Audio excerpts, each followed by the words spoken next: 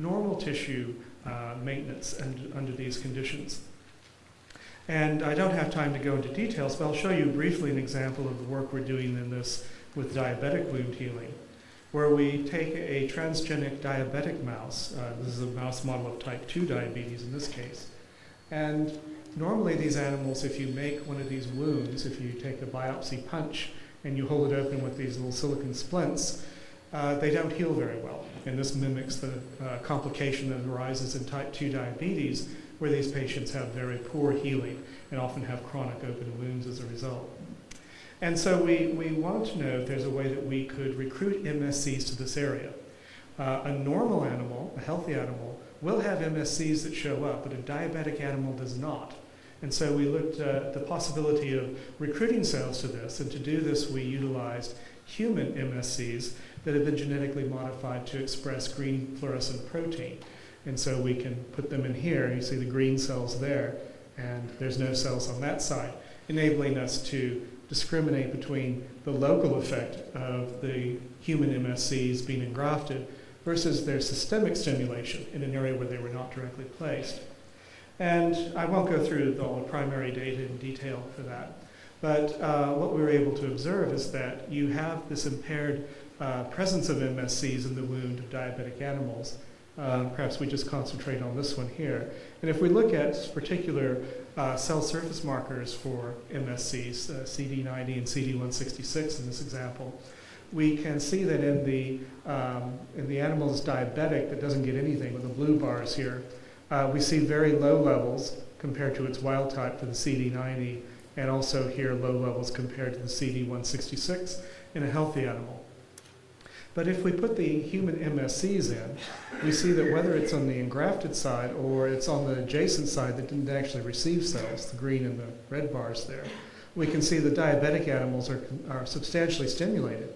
And in fact, we can correlate that with improved wound healing in these animals. And so being able to recruit stem cells to an area is an alternative strategy.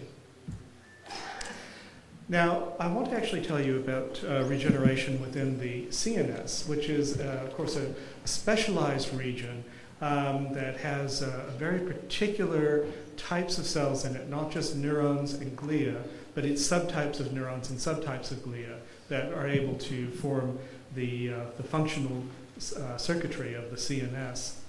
However, this specialization actually is a detriment in case of injury.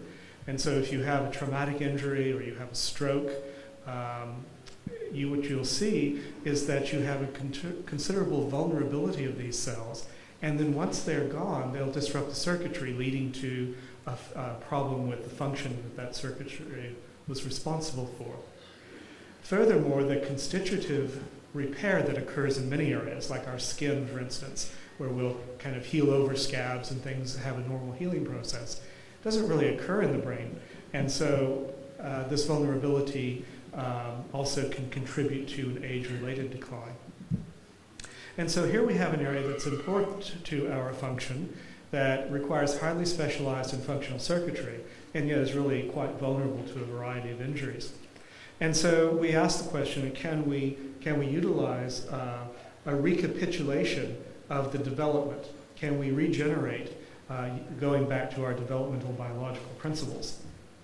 And so if we take an example here now of a rodent brain, and we see this in a sagittal section here in white, this is a dark field picture, you'll notice most of that brain I don't have any color in. And that's because there's no generation of new cells. There's no neurogenesis occurring in the postnatal brain, except for these little tiny areas here. There's a little green area here in the dentate gyrus, and there's another green area here in the subventricular zone going out in the rostral migratory stream. And so these are regions where you have continued generation of new neurons throughout life, in fact. And what we can do is we can determine that there are new neurons being generated by taking the animal and giving it a thymidine analog, pulsing it with bromodeoxyuridine, and that gets incorporated during DNA replication, and then we can determine where that cell is by doing a histological stain. And these are the various green cells you see in the different panels here. And so if we take a look at our dentate gyrus, we can say, well, these green cells are newborn. And then by combining other markers for cell phenotype, we can determine if they're, for instance, are they expressing a neuronal marker, which here is colored red, or are they expressing a glial marker, here colored in blue. And in this way, we can not only birth date the cells, but we can trace their lineage, and we can determine what they became. And what we find is that, indeed, these areas not only have cell proliferation, but you make new neurons here. And you make new cells here, which migrate down and become neurons in the olfactory bulb. And so these are two regions in the brain where the signals persist to keep this process going. And we refer to this as a neurogenic niche, an area where the signals still allow for that. And this is not just in rodent models. My colleagues and I were able to establish a decade ago that this actually happens in humans as well. And so this is not just a curiosity. This is actually something that is translatable to the clinical arena. So what do these new neurons do? Well, they do contribute to function. It's taken a while to build evidence, but we do now have evidence that they do completely cellularly integrate into the system, that they contribute to the various functions of those two regions of the brain, learning and memory in the hippocampus and olfactory discrimination in the olfactory bulb. And this has led to the concept of, well, could we use these for brain repair? We're making more nerve cells here. Can they be used for brain repair? Well, but the problem is, of course, most of the brain's non-neurogenic. So if you have a stroke, it's really not likely to hit the olfactory bulb or the hippocampus. You may lose a substantial portion of your motor control. That's what you want to fix. There's no neurogenesis occurring there. So how do we achieve that? And because there's no neurogenic niche, we have to not only study the biology regulating these processes in neurogenic niche, but we need to understand how we can apply them in a region where no such signals exist, what we call these non-neurogenic regions. And so this is what I want to tell you about now, is how we can go about doing that.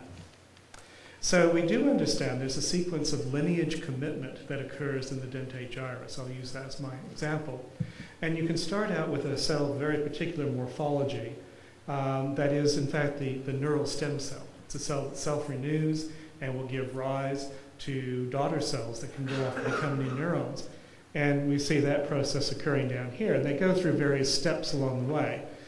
You may be familiar with the specification of hematopoietic lineages, how they go through various steps of their maturation. Essentially the same things occurring here. And what we're trying to unravel in this field is what are the signals that regulate that process and make that occur. And so that's one thing. It's a combination of both environmental signals, they're supplied by adjacent cells in the area, as well as endogenous signals that may be arising from cell intrinsic factors, transcription factors, and so forth, and also emerging now microRNA playing a role in that. And so we want to discern what's going on in the stem cell niche.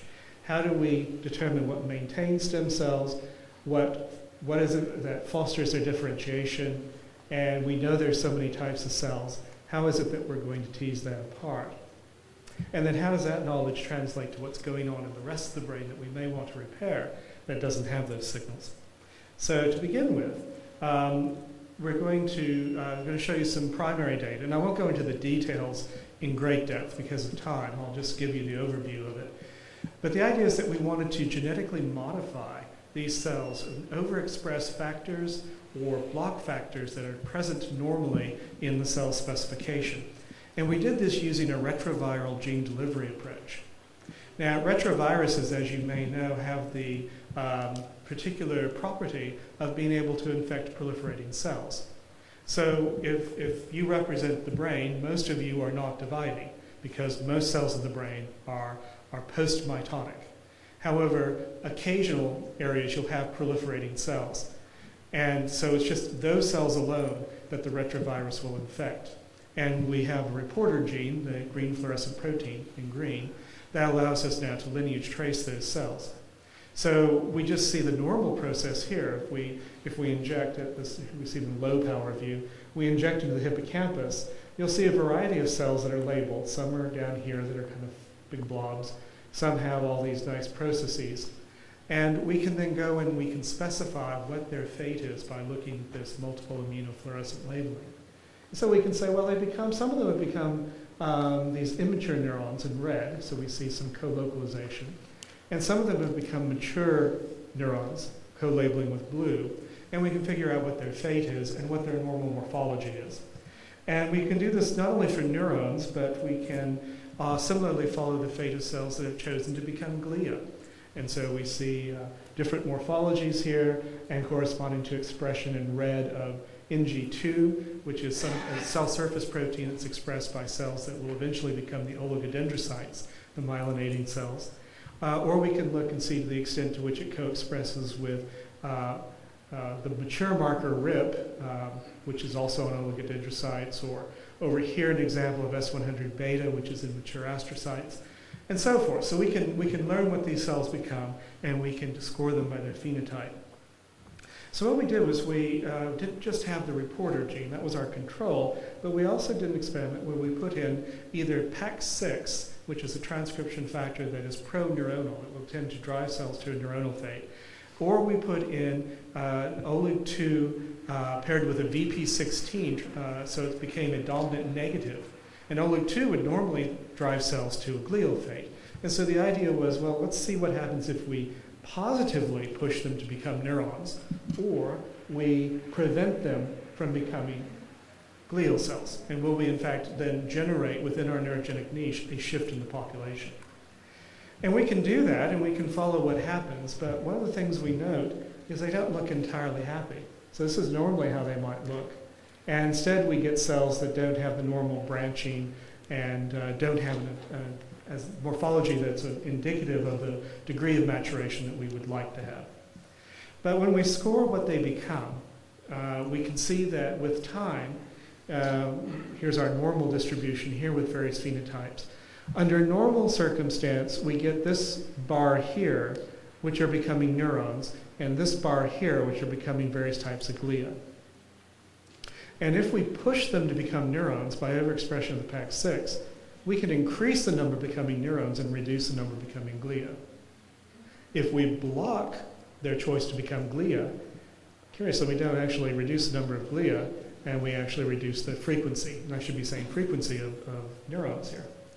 So you might think, just looking at that, well, that's good. You put PAX6 in, you can make more neurons. And I'm working in America, so in America, more is always better. It's the national psyche. So you would think this is a great thing to have happen. But in fact, when we look at the actual numbers, when we do rigorous quantitative stereology on our tissue, another story emerges. And what we find is, and there are a lot of numbers here, but let me just direct you down to this box area. If we take a look at it, normally what happens, you're getting this sort of production of actual number of neurons, and you're not really doing any better with the PAX6, which was what we thought was going to be great. In fact, if you block the OLIG2 VP16, you do even worse. But in addition, you don't have as many cells. And so the cost of this genetic manipulation is actually turned into a reduction in the total population of cells that were transduced. So this is a bit of a note of caution that we can force their fate, but in the forcing of their fate, we may be selecting out or otherwise causing cell loss in the population. So when we have all these signals present, we have to deal with the homeostasis of the niche. Just making one certain manipulation on its own is not going to tell the whole story. It has to interact with the other signals that are present. So we have to figure some more out there. So we turn our